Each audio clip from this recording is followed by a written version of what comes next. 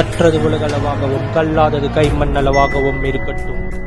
Hello everyone, எல்லாரும் எப்படி இருக்கீங்க? நல்லா இருக்கீங்களா? இன்னைக்கு நம்ம பேச போகிற டாபிக் வந்து ரொம்ப சீரியஸான ஒரு ஸ்கேம். இந்த ஸ்கேம் எந்த அளவுக்கு சீரியஸ் அப்படின்னு பார்த்தீங்கன்னா, ஒரு சின்ன ஓவர்வியூ சொல்லணும் அப்படின்னா, நீங்கள் வந்து ஒரு எம்ப்ளாய்டு பர்சனுங்க, ஏதோ ஒரு கம்பெனியில் வந்து ஒரு எம்ப்ளாய்டு பர்சன். நான் எம்ப்ளாய்டு சொல்லும்போது வந்து மாதத்துக்கு 50,000 60,000 70,000 சம்பாதிக்கிற கேட்டகரிலாம் இல்லை. நான் சொல்கிற எம்ப்ளாய்மெண்ட் என்ன அப்படின்னு பார்த்தீங்கன்னா, மாதத்துக்கு 10,000 15,000 சம்பளம் வாங்குற ஒரு பாமர மக்கள், ஓகேங்களா? அவங்களுக்கான ஒரு வீடியோவை நான் வந்து மேக் பண்ணணும்னு நினைக்கிறேன்.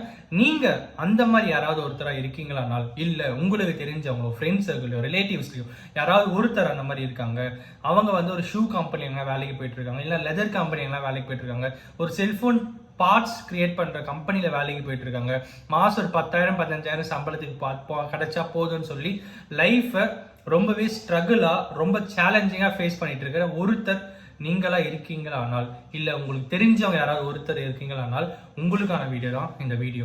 அந்த மாதிரி சம்பளம் வாங்குற ஒருத்தருக்கு திடீர்னு இன்கம் டேக்ஸ் நோட்டீஸ் ஒன்று வந்து நீங்கள் 11 கோடி ரூபாய் 12 கோடி ரூபாய் டேக்ஸ் கட்டணும், உங்கள் பேரில் டிமாண்ட் இருக்கு, நீங்கள் கட்ட வேண்டிய அமௌண்ட் 12 கோடி, உங்கள் பேரில் டிரான்சாக்ஷன்ஸ் பயங்கரமாக பேங்க்ல ஜிஎஸ்டியில் நடந்திருக்கு அப்படின்னு சொன்னால் உங்களால் நம்ப முடியுமா? என்ன கௌதம சொல்ற, மாசம் 12,000 15,000 சம்பளம்னு சொல்ற, ஆனா இன்கம் டேக்ஸ் நோட்டீஸ் வந்து 12 கோடிக்கு வருது அப்படின்னா எப்படி பாசிபிள் அப்படின்னு கேட்டீங்கன்னா, இட் இஸ் பாசிபிள். அதனாலதான் இன்னைக்கு இந்த வீடியோ நான் வந்து மேக் பண்ணிட்டு இருக்கேன். என்ன ஆச்சு அப்படின்னா, எனக்கு தெரிஞ்ச ஒரு பிளேஸ்ல, ஓகேங்களா, I don't want to reveal the place, I don't want to reveal the name, I don't want to reveal anything, but the thing is, இந்த மாதிரி ஒரு ஸ்கேம் நடந்துட்டு இருக்கு, நீங்க செக் பண்ணிக்கோங்க அப்படிங்கிறதுக்காக தான். நீங்க அந்த மாதிரி ஒருத்தரா இருக்கீங்களானால் உங்களுக்கு வந்து 2017-18 டிமானிட்டைசேஷன் பீரியட், அப்புறம் வந்து ஜிஎஸ்டி புதுசா இம்ப்ளிமெண்ட் பண்ண பீரியட் வந்து 2017 ஜூலை 1, ஓகேங்களா?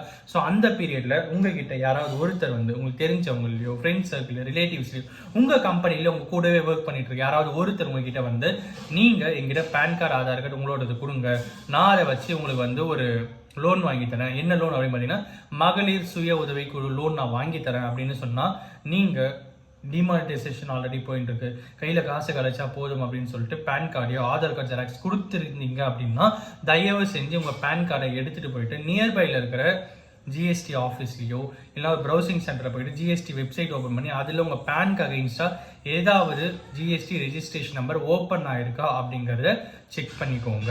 எதுக்கு அப்படின்னா, அந்த மாதிரி சிலர் வாங்கிட்டு போயிட்டு என்ன பண்ணியிருக்காங்கன்னா, ஜிஎஸ்டி அக்கௌண்ட் ஓப்பன் பண்ணியிருக்காங்க, அவங்க பேர்ல ஃபேக்காக ஒரு பிளேஸ் ரெண்டல் அக்ரிமெண்ட்டை கிரியேட் பண்ணியிருக்காங்க, அண்ட் எல்லாத்துக்கும் மேலே அந்த ஜிஎஸ்டி அக்கௌண்ட் மூலியமா வேற கம்பெனிஸ்க்கு டிரான்சாக்ஷன்ஸ் பண்ணியிருக்காங்க. ஸோ அது மூலியமா என்ன இருக்கு அப்படின்னு பார்த்தீங்கன்னா, ஜிஎஸ்டி டிபார்ட்மெண்ட்டை பொறுத்த வரைக்கும் ஜிஎஸ்டி வந்து இன்கம் டேக்ஸ் ஜிஎஸ்டி வந்து ஃபைல் பண்ணியிருக்காங்க, மாதம் ஜிஎஸ்டி ஃபைல் பண்ணிட்டே இருந்திருக்காங்க.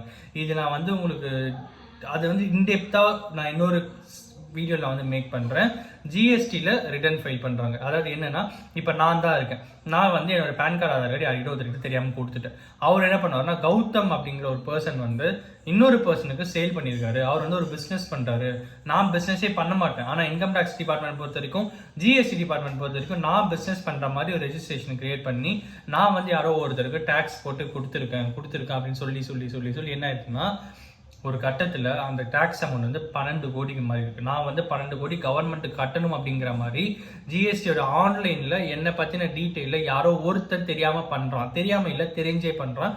அது மூலிமா அவன் ஆதாயம் பார்த்துட்டு எஸ்கேப் ஆகிட்டு கடைசியில் இங்கே மாற்றுறது யாராக இருக்காங்க அப்படின்னு பார்த்தீங்கன்னா, கௌதம் தான். ஸோ இதில் தான் நிறைய பேர் ஸ்கேம் பண்ணி ஏமாந்துட்டு இருக்காங்க. அஃப்கோர்ஸ் இந்த மாதிரி ஒரு ஸ்கேம் நிறைய இடத்துல நடந்துட்டு இருக்கு.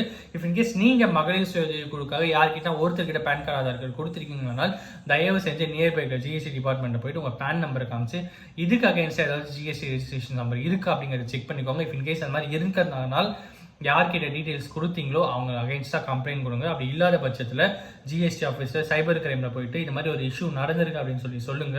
ரீசெண்டாக இந்த மாதிரி இஷ்யூஸ் நிறைய பேர் வந்து ஃபேஸ் பண்ணிட்டு இருக்காங்க. அதை முன்னாடி நான் உங்ககிட்ட சொல்லணும் அப்படிங்கிறதுக்காக இந்த வீடியோ நான் வந்து மேக் பண்ணுறேன்.